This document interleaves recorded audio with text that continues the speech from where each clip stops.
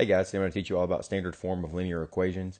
By the end of this lesson, you'll be able to convert between slope-intercept and standard form to graph lines. So go ahead and get out your binder, turn to the math section, and let's get ready to take some notes. Let's start out by reading a real-world problem and see if we can write an equation that models the situation. It says a local museum has a special bug exhibit. Adult tickets cost $11. And, which means plus, child tickets cost $5. Group spent a total of $55 on tickets. If X represents the number of child tickets and Y represents the total number of adult tickets, write a function to represent the situation. Since it's $5 per child ticket, we would write 5x, or 5 times x, plus $11 for the adult tickets equals a total of $55. This would be the linear equation we would use to set up this problem.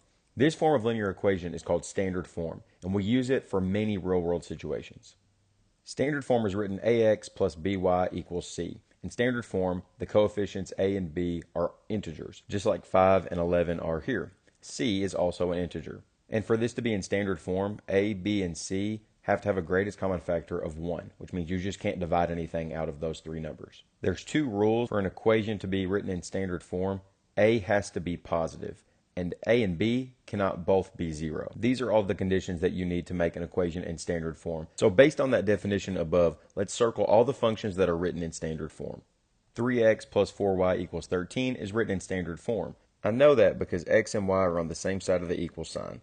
3, 4, and 13 are our a, b, and c values. Those are all integers, and there's no common factor between them. 3, 4, and 13 have a greatest common factor of 1. Also, 3 is our a value, and it is positive. You have the definition, and you have two examples of standard form equations. See if you can figure out which other equations are written in standard form. Here's a hint. There are only two.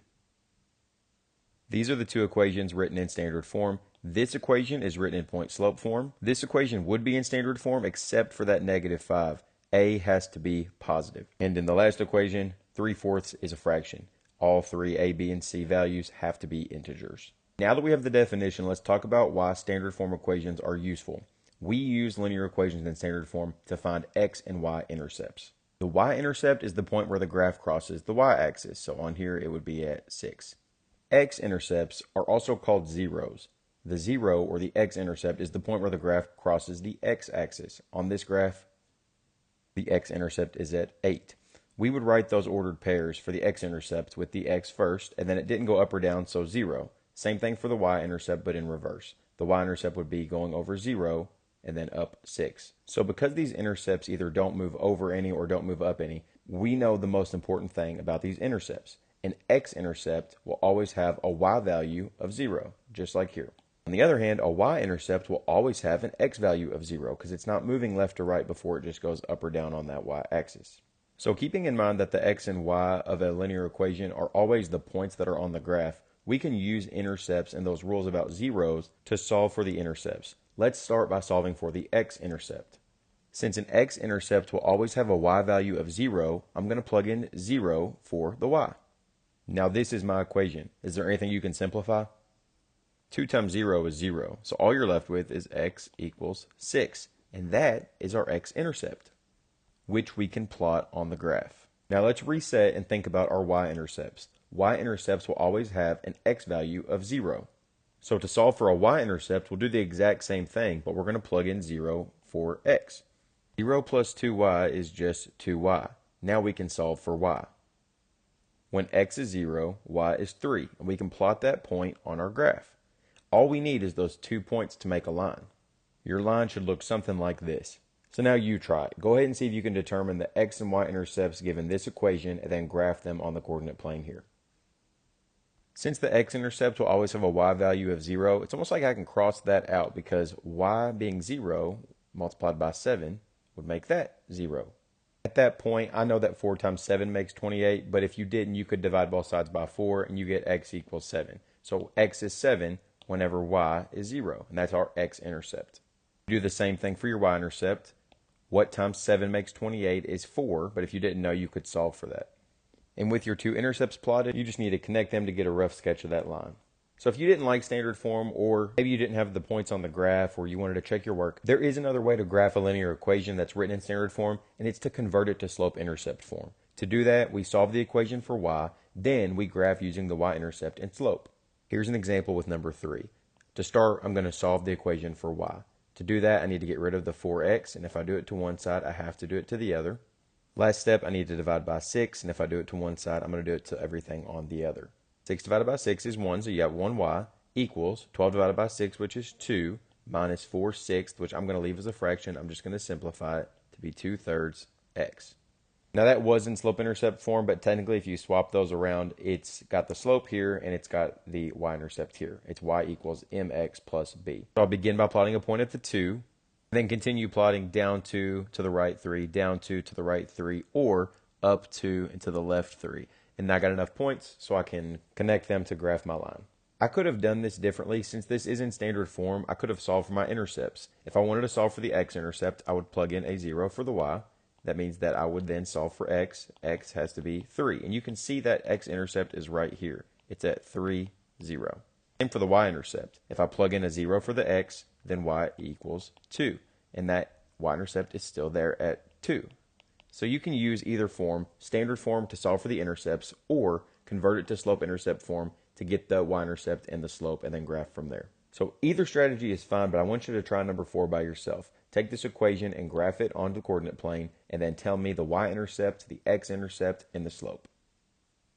All right, whichever way you did it, you should have got a x-intercept at 5, 0, a y-intercept at 0, 7, and your slope is negative 7 over 5.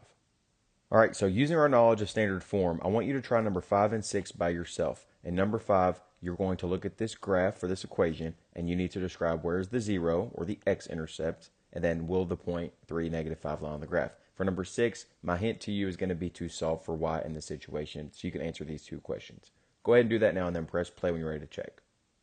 All right, for number 5, I would sub in a 0 for the y, and then solve for x. 24 divided by 8 is 3, so x equals 3. For this point, this is an xy coordinate, so plug those back into the x and the y in the equation. 3 times 3 is 24. 3 times negative 5 is negative 15. 9 does not equal 24, so no, that point does not lie on the graph. You could also graph this and then visually see that that point is not on that line.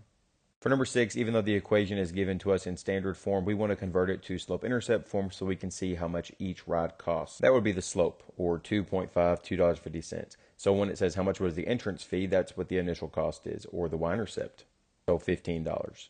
For number 7, I want to know which of the following represents the equation of this graphed line, and then explain how you chose your answer. Go ahead and try this by yourself, and then press play and ready to check.